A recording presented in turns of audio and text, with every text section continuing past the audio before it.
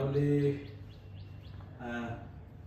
প্রথমে পূর্ব রম্য বিধানের পরে আসছে রসবিকল্প। রসবিকল্প ভাব রস ভাব বিভাব অনুভব। ভাব বিভাব বিভাব দু রকমের, আলম্বন বিভাব, উদ্দীপন বিভাব।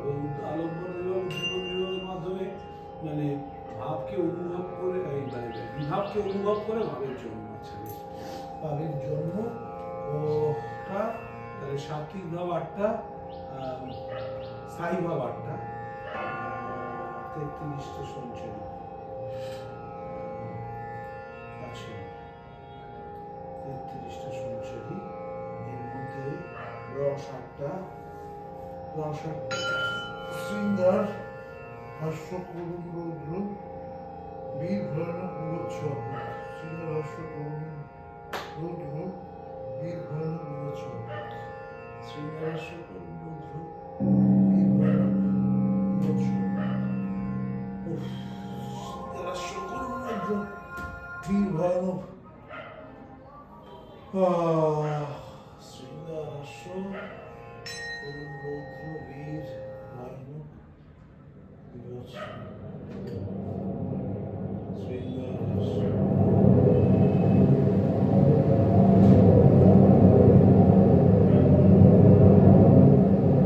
মধুর মুরলী যমুনাঞ্চলে আপন হারায় খুঁজি ফিরি, মাধব মিলনে মন পুলকিত, পল্লব সম মন সুরভিত। কেতকী করবি কদম্ব বনে, কেশব কেশব নাম ধরি, কেশব কেশব নাম ধরি, কেশব কেশব নাম ধরি।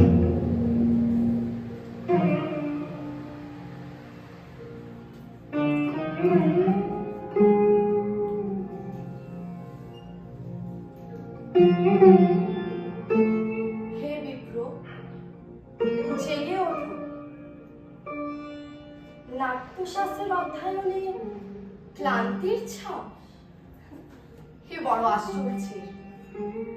নাট্যশাস্ত্র শুধু নাট্যের জন্য নয়, হে আমাদের জীবনের সাথে যুক্ত। কে কে তোমরা? আমার সন্ধ্যার মাঝখানে আমাকে জাগাও। কে তোমরা? তোমাদের পরিচয় কি?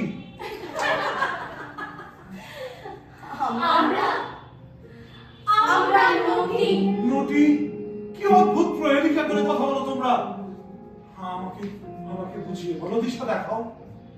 মহামনি ভরত নাট্যশাস্ত্রের মাধ্যমে আমাদের সৃষ্টি করেছে। যুগ যুগ ধরে আমরা এই সমাজে দর্পণ হয়ে সমাজের প্রতিচ্ছবি প্রদর্শন করি। পরম ভাগ্যে আমাদের নাট্যকলা সম্পাদনে অংশীদার করেছেন মুনিবর ভরত। দেবতা, মানব, দানব, রাক্ষস, গন্ধর্ব সকলের কৃত নাট্যকলার শাস্ত্রের প্রয়োগ আমাদেরই মধ্যে। আমরা সেই মহামূল্যবান পঞ্চম বেদের ধারক ও বাহক। তোমরা মহামুনি ভরত সৃষ্ট নটি? পরম ভাগ্যবশত। আমি এতদিন ধরে যা উদ্ধারণ করেছি তা সমস্ত তোমাদের মধ্যে নিহিত। পরম ভাগ্যবশ। হ্যাঁ, বলছি কি যে এই নাট্যশাস্ত্র অধ্যয়ন করতে গিয়ে আমার বেশ কিছু প্রশ্নের সম্মুখীন হয়েছে আমি। আমার সংশয় দূর করবে তোমরা? নির্দ্বিধায়, নিঃসংকোচে। আচ্ছা বেশ, খুব ভালো। মানে আমি বলছি এই পঞ্চম বেদ নাট্যশাস্ত্রের সৃষ্টির প্রয়োজন হলো কেন? ত্রেতা যুগের পর লোক বড় প্রকট হয়ে ওঠে। পাপ বৃদ্ধি পেতে থাকে, সংঘাতের পথ প্রশস্ত হয়। তখন ব্রহ্মা ইন্দ্রের অনুরোধে এমন একটি মাধ্যম সৃষ্টি করেন যা একাধারে শ্রবণ ও দর্শনযোগ্য। ত্রিজগৎকে ধর্ম, অর্থ, কাম, মোক্ষ এই সমস্ত দিক এগিয়ে নিয়ে যায় নাট্যশাস্ত্র। নাট্যশাস্ত্র। আচ্ছা একটা কথা বলো আমাকে, যে এই যে চারটে বেদের মধ্যে শ্রীজগতের সমস্ত কিছুর ওই রহস্য নিহিত রয়েছে। তাহলে তাহলে এই পঞ্চম বেদের সৃষ্টি হওয়ার প্রয়োজন কি হলো? শিল্পকলা, বিশেষ করে নাট্যকলা মনুষ্য জগৎকে ধর্মের পথে এগিয়ে নিয়ে যেতে পারে। তাই এই স্বতন্ত্র নাট্যশাস্ত্রের প্রয়োজন হলো। তাই চতুর্বেদ অনুযায়ী ঋগ্বেদ হতে পাঠ্য, সামবেদ হতে সঙ্গীত, যজুর্বেদ হতে অভিনয় এবং অথর্ববেদ হতে রস। আচ্ছা, চারটে বেদ থেকে এই সমস্ত কিছু সংগ্রহ করে পঞ্চম বেদের সৃষ্টি হয়েছে। সৃষ্টি হচ্ছে নাট্যশাস্ত্রের। বাহ বাহ।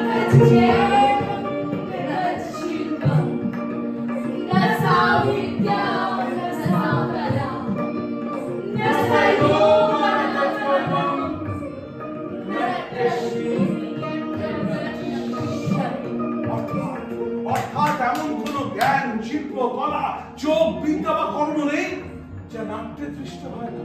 হ্যাঁ, নাট্যে দৃষ্ট হয় না।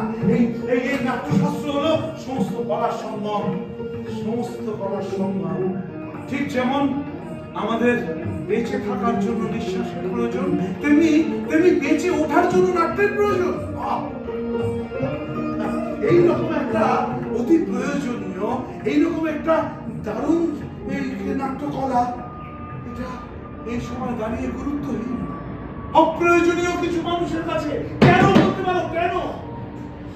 আমরা শিল্পী, শিল্পই আমাদের ধর্ম। যারা মূর্খ তাদের নীতি নির্ধারক আমরা নই।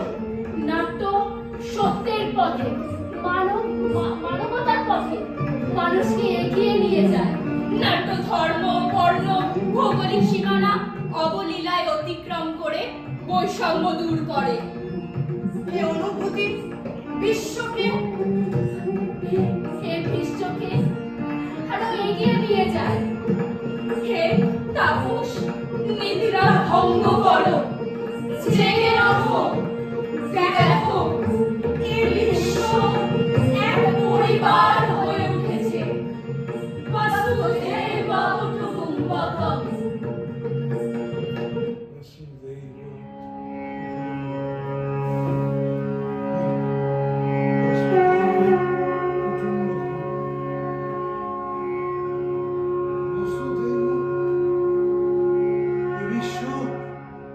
এক পরিবার।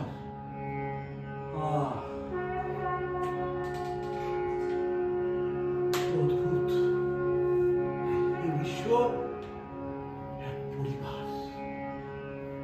লোকবৃত্তানুকরণম নাট্যম, অর্থাৎ লোকবৃত্তের অনুকরণই নাট্য। বাহ বাহ বাহ। তার মানে নাট্যশাস্ত্র আমাদেরকে